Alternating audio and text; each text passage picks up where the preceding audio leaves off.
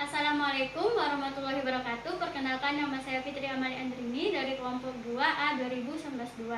Di sini saya akan membuat video OSL mengenai pemeriksaan fisik muskuloskeletal. Nah, dalam pemeriksaan fisik muskuloskeletal, yang pertama yang harus kita lakukan yaitu melakukan anamnesa secara umum, baik kepada pasien yang mengalami gangguan muskuloskeletal maupun yang tidak mengalami gangguan muskuloskeletal. Nah, selanjutnya itu kita melakukan pengkajian khususnya pada pasien yang mengalami kelainan ortopedi.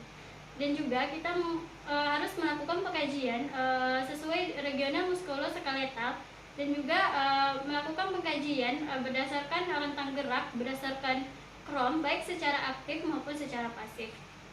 Nah, selanjutnya kita melakukan pengkajian atau anamnesa pada pasien yang mengalami gangguan muskuloskeletal.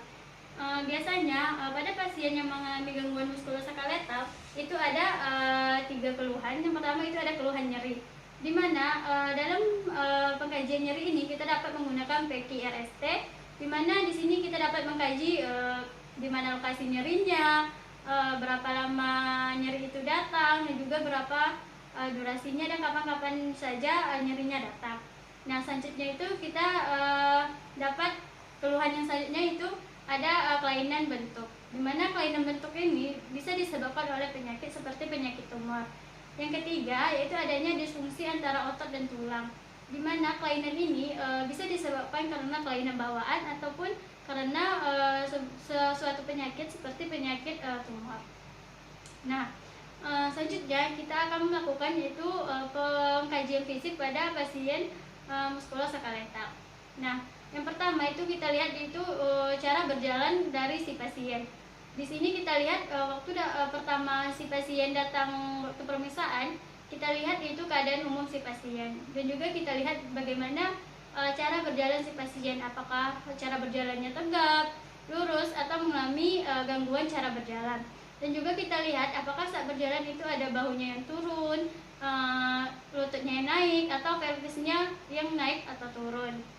Nah, di sini kita dapat melihat 3 cara berjalan, yaitu ada antalgic gait, stipek gait, dan ada Trendelenburg gait. Nah, selanjutnya itu kita melakukan pemeriksaan tonus otot atau kekuatan otot yang bisa dilanjutkan nanti dengan pemeriksaan atrofi otot. Di mana pemeriksaan ini kita lakukan pada pasien yang dalam keadaan rileks, dan bisa kita lakukan pada pasien saat duduk maupun sedang berbaring. Nah, nilai dari tonus otot ini mulai dari 5, 4, 3, 2, 1, dan 0. Nah, di sini kita akan melakukan yaitu pemeriksaan tonus otot yang dimana tadi nilainya 5, 4, 3, 2, 1, dan 0. Nah, nilai 5 itu Ibu bisa angkat tangannya. Nah, dimana pasien mampu menahan tekanan dari kita dan juga mampu menahan gravitasi. Nah, nilai 4 Ibu bisa angkat tangannya lagi, dimana pasien tidak mampu menahan tekanan dari kita, tapi mampu menahan gravitasinya. Kalau yang nilainya 3 itu bisa angkat tangannya lagi. Itu dimana pasien lemah dan tangannya langsung terjatuh. Nah, sedangkan nilai 2 itu dimana pasien tidak mampu menggerakkan tangannya, tapi masih ada sedikit gerakan di pergelangan tangannya. Nah, nilai 1 itu dimana pasien tidak bisa menggerakkan tangannya, dan ketika saat kita raba itu ada usaha dari pasiennya tersebut. Nah, kalau nilainya 0 itu dimana pasien tidak bisa menggerakkan tangannya sama sekali. Nah, jika kita mendapat nilai tonus ototnya 210, maka bisa kita lanjutkan ke pemeriksaan atrofi otot. Nah, dimana itu caranya bisa kita mulai dari diri kita sendiri terlebih dahulu sebagai pemeriksa. Itu dimana kita merasakan gerakan otot di tangan kita. Kemudian kita fleksikan tangan kita seperti ini, kita rasakan gerakan otot dari tangan kita. Nah, jika sudah terasa gerakan otot, maka bisa kita lanjutkan ke pasiennya. Ibu, kita rasakan pergerakan otot si pasien, minta pasien untuk menggerakkan tangan. Ibu bisa gerakkan tangannya ke atas. Nah, jika terasa sama dengan gerakan yang sama gerakan ototnya, berarti pasien tidak mengalami atrofi otot. Tidak mengalami gangguan muskuloskeletal. Nah, selanjutnya itu kita melakukan pemeriksaan regional muskuloskeletal. Di sini kita melakukan inspeksi dan juga palpasi. sebelum melakukan inspeksi dan palpasi di bagian regional muskuloskeletal, kita melakukan inspeksi dan juga palpasi secara umum terlebih dahulu. Nah, di sini kita akan mulai pemeriksaan mulai dari kepala dan leher, di mana kita inspeksi itu di saat pasien berjalan, cara berjalan si pasien, apakah cara berjalannya baik atau tidak. Dan juga kita inspeksi itu bahu kiri dan kanan si pasien dari depan, apakah asimetris kiri dan kanannya. Nah, selanjutnya itu kita melakukan palpasi. Nah, kita palpasi di bagian di mana tangan kita seperti ini, dua di bahu dan juga di dua jari di leher. Nah, kita telusuri sampai ke bawah di vena jugularisnya, apakah ada benjolan atau tidak. Lanjut ke depan, itu apa kita rasakan apakah ada benjolan atau tidak sampai ke kelenjar tiroidnya. Nah, setelah itu kita pindah di bagian bahu pasien, kita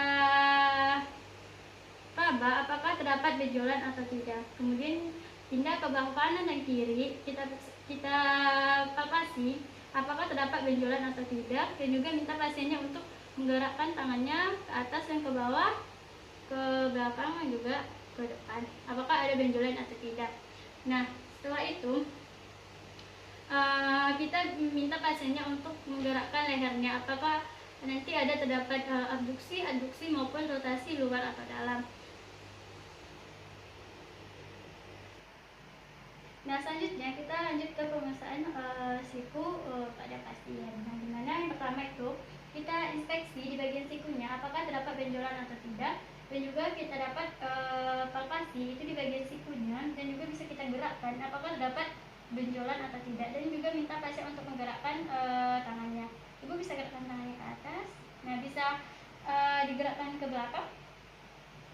Nah, setelah selanjutnya kita lanjut ke pemeriksaan lengan pada si pasien. Nah, di sini kita inspeksi itu di bagian pergelangan tangannya apakah terdapat benjolan atau tidak, dan juga kita palpasi dan juga bisa digerakkan apakah ada terasa benjolan atau tidak, dan juga minta pasiennya untuk menggerakkan tangannya ke atas, ke bawah, ke kiri, dan juga ke kanan.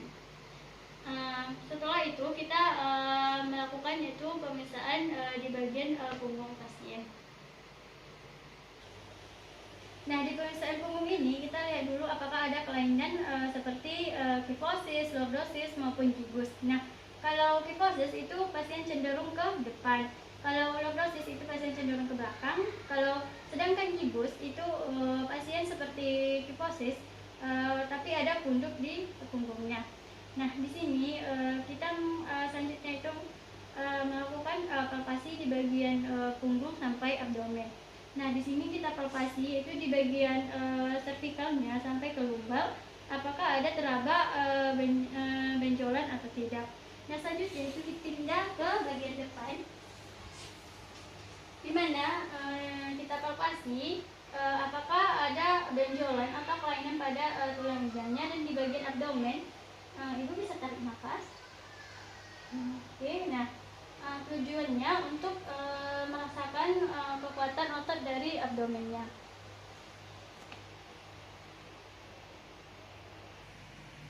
Nah, selanjutnya kita melakukan itu pemeriksaan disfensi, di mana untuk mengetahui apakah panjang kaki kanan dan juga panjang kaki kiri itu sama atau tidak. Nah, di sini kita pertama mengukur itu di bagian silia sampai malleolus. Kita ukur kaki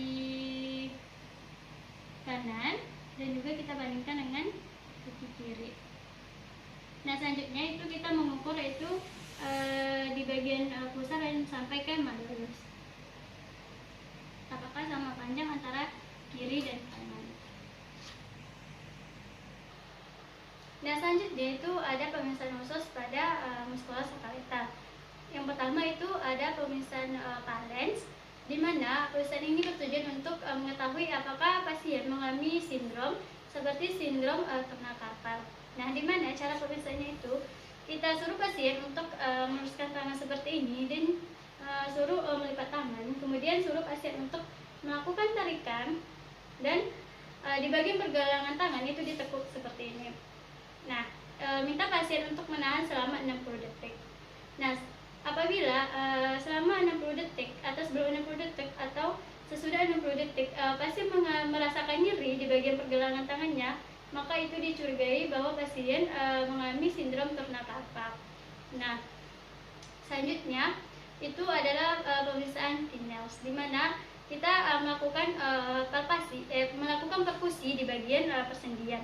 Nah, untuk melihat persendian ini kita bisa dengan cara menekukkan tangan kita untuk bisa melihat. Nah, kemudian dalam melakukan pemeriksaan Tinels kita bisa kita dapat rilekskan tangan kita seperti ini. Kemudian kita melakukan perkusi sebanyak 3 kali. 1, 2, 3. Nah, apabila setelah perkusi atau saat perkusi kita ada merasa kesemutan, maka itu nilainya adalah Tinel positif. Nah, kalau tidak ada merasakan kesemutan, maka itu nilainya adalah Tinel negatif. Nah, selanjutnya kita melakukan pemeriksaan yaitu refleks patella, di mana kita posisikan kaki kita menggantung seperti ini dan tangan kita yang satunya menopang di bawahnya. Kemudian kita periksa menggunakan namer. Kemudian kita apakan ke patella kita seperti itu. Nah, selanjutnya itu kita melakukan pemeriksaan yaitu tanda balan atau benjolan, di mana ini kita periksa di bagian lutut pasien. Nah, untuk tanda benjolan itu di bagian patella kita lihat pergerakan dari patellanya dan juga kita palpasi di bagian patellanya. Hanya di bagian patella apakah ada teraba penumpukan cairan atau tidak. Dan untuk tanda balon itu kita tidak hanya fiksasi atau palpasi di bagian patellanya saja. Nah, jika teraba ada cairan, maka kita fiksasi di bagian patellanya, kita periksa dan kita rasakan apakah ada rasanya penumpukan cairan atau tidak.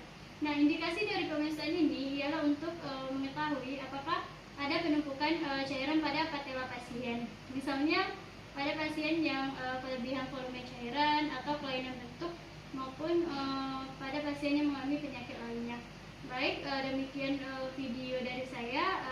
Kalau ada salah mohon maaf.